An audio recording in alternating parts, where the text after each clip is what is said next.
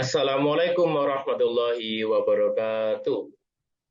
Di sini kami akan menjelaskan terkait dengan pekerjaan kami tentang Business Plan Law Firm yang beranggotakan kelompok yaitu yang pertama Firil Azelia Nasela dengan NIM 2019-189, yang kedua yaitu saya sendiri Lutfila Rizky Zensa dengan NIM 2019-444, yang ketiga yaitu Ahmad Rizal Dimas dengan NIM 2019-494, yang terakhir yaitu Rizky Afif Syabani dengan NIM 2019-500 dengan kelas manajemen law firm P dengan dosen pengampu yaitu Ibu Tinuk Dwi Cahyani SH SHI M.Hum. Yang selanjutnya akan dijelaskan oleh rekan saya. Silahkan rekan saya akan menjelaskannya. Ya, baik. Terima kasih atas kesempatannya. Ya, langsung saja yang pertama saya akan menjelaskan terkait manajemen. Manajemen di sini adalah pengaturan pengembangan ekonomi yang menggunakan segala daya untuk mengembangkan aset sehingga aset tersebut menghasilkan keuntungan dalam jangka panjang. Yang pertama ada perencanaan. Perencanaan merupakan fungsi paling awal yang merupakan pedoman ke arah tujuan yang akan ditetapkan. Dengan perencanaan ini dapat dikurangi faktor ketidakpastian dan lebih memudahkan untuk melakukan pengawasan. Yang kedua, pengorganisasian. Pengorganisasian merupakan fungsi manajemen yang mengelompokkan orang dan memberikan tugas. Karena meningkatnya volume pekerjaan dalam suatu kantor hukum, maka perlu dilakukan pembagian tugas agar diperoleh hasil yang maksimal. Berikutnya, yaitu terdapat pengarahan. Pengarahan merupakan fungsi manajemen untuk mengarahkan dan memberikan perintah.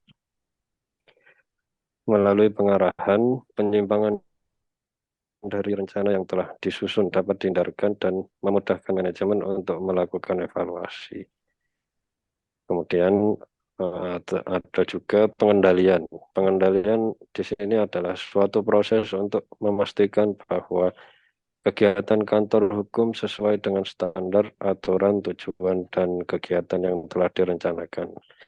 Proses pengendalian bertujuan meneliti perkembangan aktivitas yang telah direncanakan, menemukan penyimpangan dari perencanaan tepat pada waktu, serta mengambil tindakan korektif atas penyimpangan yang terjadi sebelum hal tersebut terlambat dilaksanakan. Selanjutnya yaitu terdapat beberapa hal yang terlebih dahulu harus dilalui dalam penerapan penetapan kedudukan dan struktur organisasi kantor, yaitu sebagai berikut. Satu, menetapkan tujuan, yaitu tujuan akhir manajemen perkantoran adalah tersedianya informasi yang siap pakai. Yang kedua, menetapkan kedudukan, apakah langsung di bawah pucuk pimpinan atau merupakan bagian dari salah satu unit kerja. Yang ketiga yaitu menetapkan tugas-tugas apa yang menjadi tanggung jawab untuk perkantoran tersebut sebagai tugas pokok yang harus dilaksanakan oleh unit perkantoran. Yang keempat, mengkaji dan memperhitungkan beban tugas, kemudian mengkelompokkan ini membagi dalam satuan yang lebih kecil. Yang selanjutnya yaitu nomor 5, memperkirakan tentang apa saja yang akan dimasukkan dalam satuan unit perkantoran. Yang perlu dikaji apakah setiap satuan yang lebih kecil atau subunit yang kedudukannya setingkat atau seimbang beban tugasnya. Yang keenam, menyusun struktur organisasi unit yang menandatangani pekerjaan.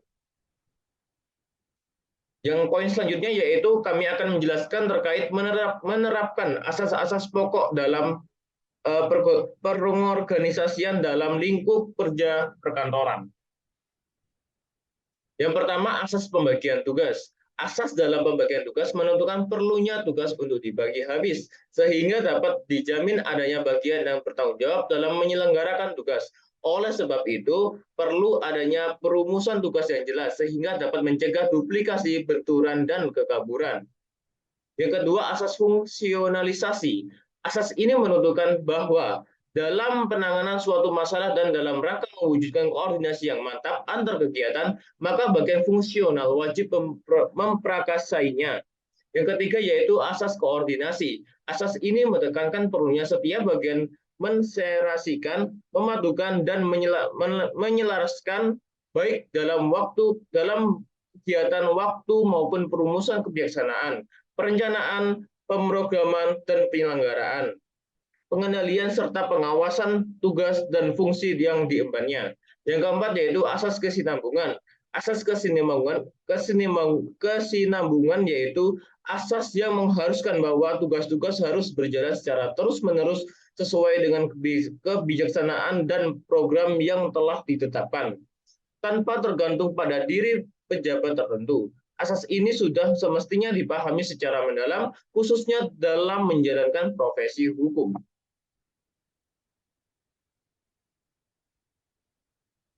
Selanjutnya yang kelima yaitu asas akordion.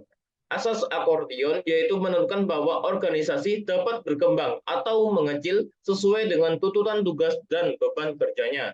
Yang keenam yaitu asas pendelegasian wewenang. Asas ini mengharuskan setiap pimpinan untuk melimpahkan sebagian tugas dan kewenangannya kepada pejabat bawahannya. Yang ketujuh asas keluasan. Asas keluasan yaitu menghendaki agar organisasi selalu mengikuti dan menyesuaikan diri dengan perkembangan dan perubahan keadaan sehingga dapat dihindarkan kekakuan dalam pelaksanaan tugas. Asas ini memang memiliki variabel yang terdapat bersamaan dengan asas akordion. Yang terakhir yaitu yang ke-8, asas rentan pengendalian. Asas rentan pengendalian ini dimasukkan agar dalam menentukan jumlah satuan organisasi atau orang yang dibawahi oleh seorang pejabat pimpinan diperhitungkan secara rasional mengingat terbatasnya kemampuan seseorang pimpinan atau atasan dalam mengadakan pengendalian terhadap bawahannya. Yang ke-9 yaitu asas jalur dan staf. Asas jalur dan staf yaitu asas yang menentukan bahwa dalam penyusunan organisasi perlu dibedakan antara satuan-satuan organisasi yang melaksanakan tugas pokok instansi dengan satuan-satuan organisasi yang melaksanakan tugas-tugas bantuan. Biasanya dalam sebuah kantor hukum dibedakan dalam dua kelompok besar, yaitu pengacara atau konsultan hukum dan staf. Yang terakhir yaitu asas kejelasan dalam pembangunan. Asas kejelasan dalam pembangunan yaitu asas yang mengharuskan setiap organisasi menggambarkan susunan organisasinya agar setiap pihak yang berkepentingan dapat memahami kedudukan dan hubungan dari setiap satuan organisasi yang ada. Untuk selanjutnya akan dijelaskan oleh rekan saya. Baik, selanjutnya mengadakan dan mengelola pembukuan serta menciptakan dan mengelola arus kas yang positif. Next. Adapun yang pertama perlu dipahami adalah suatu law firm merupakan suatu perusahaan. Sebagaimana perusahaan lainnya, law firm harus mengadakan dan mengelola pembukuan. Selain itu, sebagai suatu perusahaan, maka pengelolaannya, yaitu advokat atau partners, perlu menciptakan dan mengelola arus kas atau cash flow yang positif. Nah, untuk mengelola arus kas yang positif diantaranya, yang pertama modal, yang kedua kegiatan produksi, yang ketiga tagihan, yang keempat pembayaran tagihan, yang kelima penutupan biaya pajak dan penarikan, yang keenam arus kas agar positif, yang ketujuh siklus arus dan keuntungan, yang kedelapan work in progress. Selanjutnya.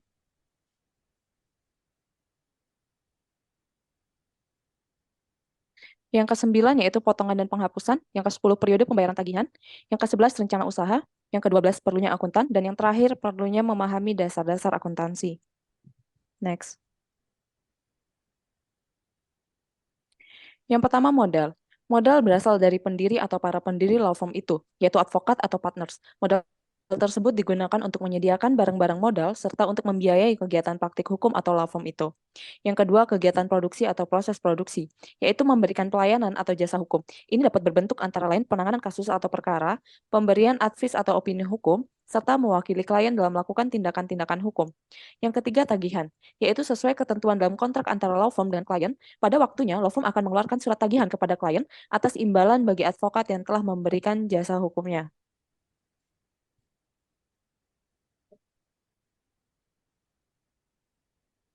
Yang keempat yaitu pembayaran tagihan. Klien akan melakukan pembayaran bisa secara tunai tetapi lebih umum dengan cara transfer ke rekening bank law firm itu. Yang kelima yaitu penutupan biaya, pajak, dan penarikan, yaitu penghasilan yang diterima dari pembayaran tagihan dapat digunakan untuk menutup biaya kegiatan law firm, pajak yang terutang, dan bila ada jumlah tersisa untuk penarikan bagi para partners atau untuk menambah modal law firm. Yang keenam yaitu arus kas agar positif. Memastikan bahwa arus kas setiap bulannya harus positif, karena bila tidak positif maka dibutuhkan suntik uang tambahan untuk membiayai kegiatan law firm itu untuk periode yang berjalan serta untuk periode selanjutnya. Yang ketujuh yaitu siklus arus kas dan keuntungan. Jumlah kas yang positif bukan indikator diperolehnya keuntungan atau profit. Profit sama dengan total penghasilan dikurang total biaya ditambah dengan total pajak. Yang kedelapan yaitu work in progress. Yang perlu diperhatikan seorang advokat adalah kapan imbalan atau suatu pekerjaan dapat ditagihkan, sehingga tidak menimbulkan penumpukan banyaknya pekerjaan yang belum dapat ditagihkan, karena semakin banyak pekerjaan yang belum dapat ditagihkan, pembayarannya semakin berkurang arus kasnya. Selanjutnya yaitu potongan dan penghapusan, yaitu faktor lain yang dapat mengurangi arus kas adalah pemberian potongan atau diskon atau penghapusan tagihan atau write-off kepada klien. Yang ke-10 yaitu periode pembayaran tagihan. Periode yang ideal adalah tidak lebih dari 60 hari, namun dalam praktik lebih umum periode kurang daripada 90 hari. Yang ke-11 yaitu rencana usaha. Untuk membantu pengelola law firm dalam mengantisipasi berapa modal yang diperlukan untuk membiayai kegiatan law firm, membayar pajak yang terutang, dan penarikan penghasilan untuk advokat atau partners, sehingga sebaiknya dibuat suatu dokumen yang bernama rencana usaha atau business plan. Yang ke-12 yaitu perlunya akuntan. Seorang advokat keahliannya adalah dalam bidang praktik hukum. Namun untuk mengetahui apakah praktik hukum yang dijalankannya itu membuahkan penghasilan dan keuntungan, maka dibutuhkan pengetahuan mengenai pembukuan. Oleh karena itu, sewajarnya bila law firm sejak awal menjalankan kegiatannya sudah menggunakan jasa akuntan. Yang ke-13 yaitu perlunya memahami dasar-dasar akuntansi. Advokat selaku pengelola law firm mempunyai pengetahuan mengenai dasar-dasar akuntansi. Ini berguna bagi pengelola law firm untuk memahami bagaimana pembukuan dijalankan, mulai dari identifikasi transaksi, pencatatan dalam jurnal, kelaporan penghasilan dan pengeluaran, atau income statement, hingga neraca atau balance sheet, serta laporan laba rugi atau profit and loss statement.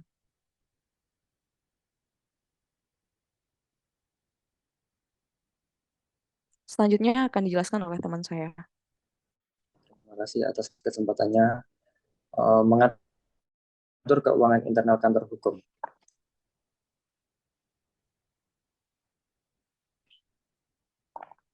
Next, Kiki. Yang pertama yaitu ada pembagian laba. Laba yang diperoleh dari imbalan jasa atau honorarium dan success fee dibagi berdasarkan perjanjian dan asas-asas keseimbangan pemasukan. Yang kedua ada struktur kompensasi.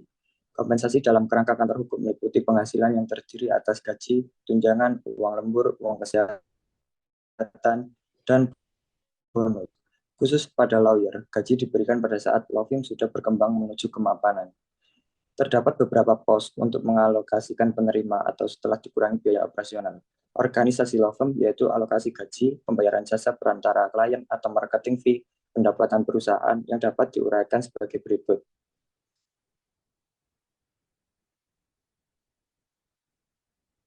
Untuk yang pertama yaitu gaji. Para profesional lawyer untuk sebuah law firm yang mapan dapat memperoleh gaji. Apabila gaji sudah diberikan, maka para lawyer yang menangani perkara seharusnya 2 orang atau lebih atau teamwork berhak untuk memperoleh 25% dari nilai lawyer fee dan success fee, sehingga law firm dan sekutu akan memperoleh pendapatan sebesar 65%, dan sisanya 10-15% adalah marketing fee. Jika sebuah law firm belum mampu memberikan gaji kepada para profesionalnya, maka setiap penerimaan lawyer fee dan success fee dibagi secara proporsional sebesar 50% untuk tim lawyer, 40% untuk perusahaan, dan 10-15% untuk jasa perantara klien. Yang kedua, pendapat perusahaan. Law firm berhak atas porsi pembagian pendapatan dari lawyer fee dan success fee untuk menjalankan roda organisasi atau biaya sewa kantor, operasional, ketatausahaan, gaji karyawan, pengadaan barang, dan lain-lain, serta akumulasi porsi keuntungan tahunan untuk para sekutu. Yang ketiga yaitu marketing fee. Jasa perantara kepada pihak di luar law firm atau outsourcing layak mendapatkan tanda apresiasi atau penghargaan. Bagaimanapun seorang klien yang datang untuk memperoleh jasa hukum biasanya berasal dari rekomendasi seseorang kolega. Porsi sebesar 10-15% tersebut adalah berasal dari nilai lawyer fee dan 10-15% dari nilai success fee yang diterima law firm jika perkara berhasil dimenangkan. Cukup sekian presentasi dari kelompok kami, kurang lebihnya mohon maaf. Assalamualaikum warahmatullahi wabarakatuh.